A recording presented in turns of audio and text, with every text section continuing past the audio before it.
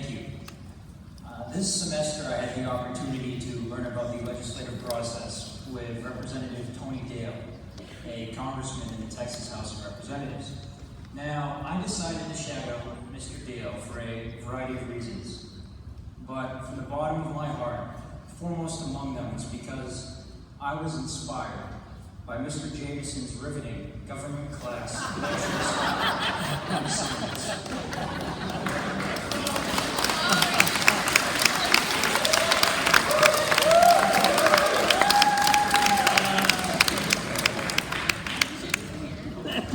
Who am I kidding?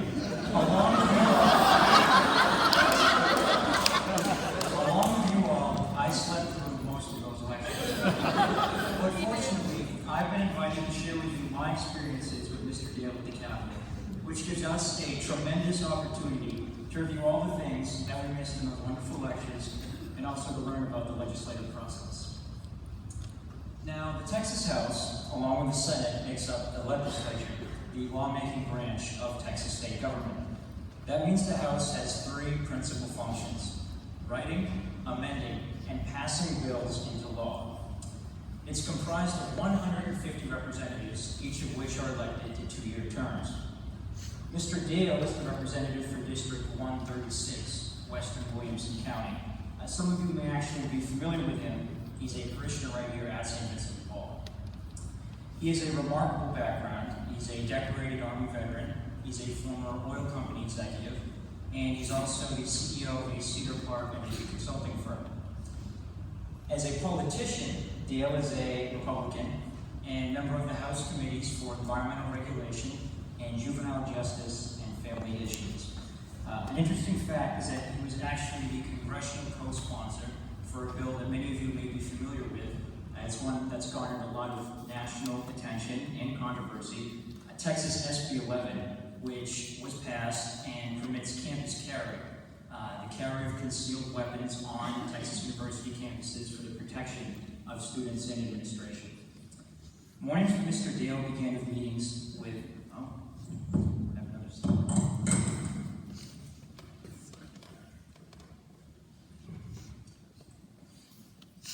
So my mornings with Mr. Dale began with meetings with constituents.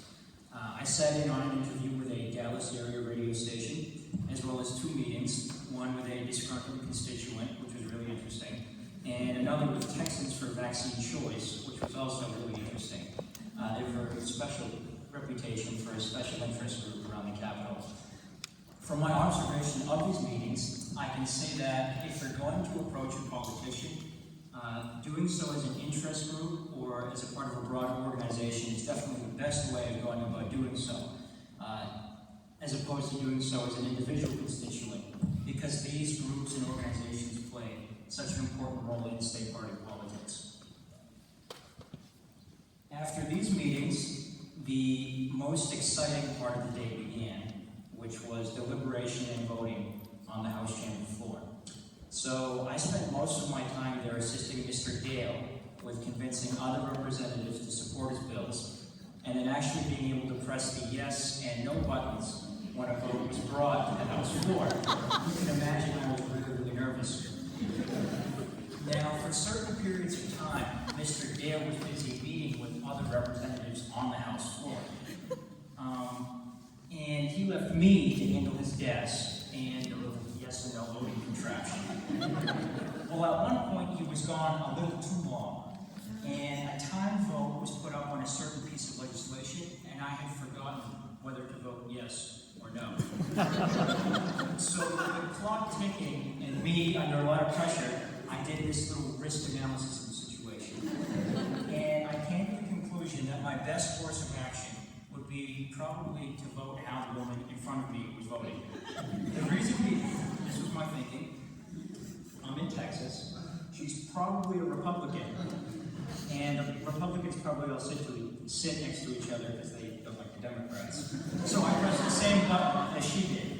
Now, this is a good learning point. I was not aware at the time, but the Texas House is unique in that the seating arrangements are not separated by party.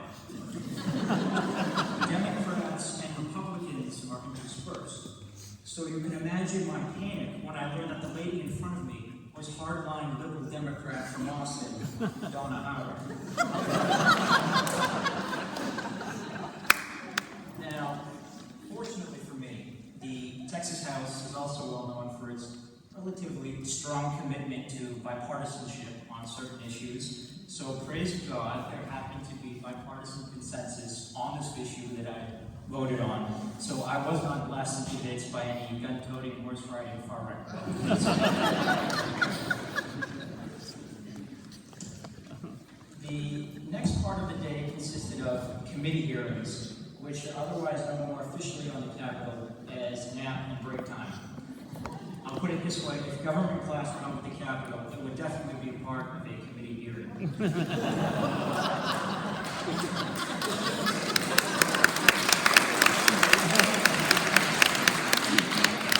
I don't think Mr. Jameson is here, so I'm kind of feeling pretty bad.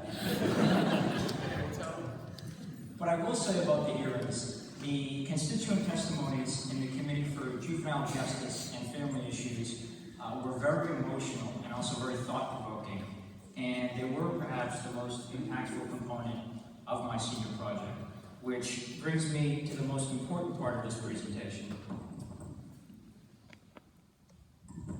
living our gospel call. Towards the end of my time at the Capitol, I realized that it's very easy to be frustrated by the complexity of the legislative process, and also how slow and inefficient the bureaucracy can be. This is a common complaint of government from all sides of the political spectrum. But listening to the impassioned testimonies from families in the Family Issues Committee hearing really reminded me how important government truly is. Most of the testimonies here were delivered by families whose children were wrongfully taken away by Child Protective Services, whether as a result of some technicality or bureaucratic error. These people, who are regular citizens, just like me and you, they had suffered through this hardship and were testifying in support of legislation that would prevent what had happened to them from happening again to others. Now, testifying in front of these politicians, in front of a public audience, especially on such personal matters, is not an easy thing to do, but it was the only option that they had left to help others. This reminded me that no matter how disillusioned or frustrated we are with government, we have a social responsibility to ensure that it is promoting the values that we truly believe in. In many facets of society, including government, our Christian values are under threat today. And as such, all of us are called, as Catholics, to become informed participants in the political process and to help shape a government that gives witness to God's kingdom. This is our divine call, and if that means we have to stay away from government class, so be it. Thank you, Ms. Howell, for inviting me to speak. Thank you, Mr. Jameson, for being a good sport, and thank you all for listening.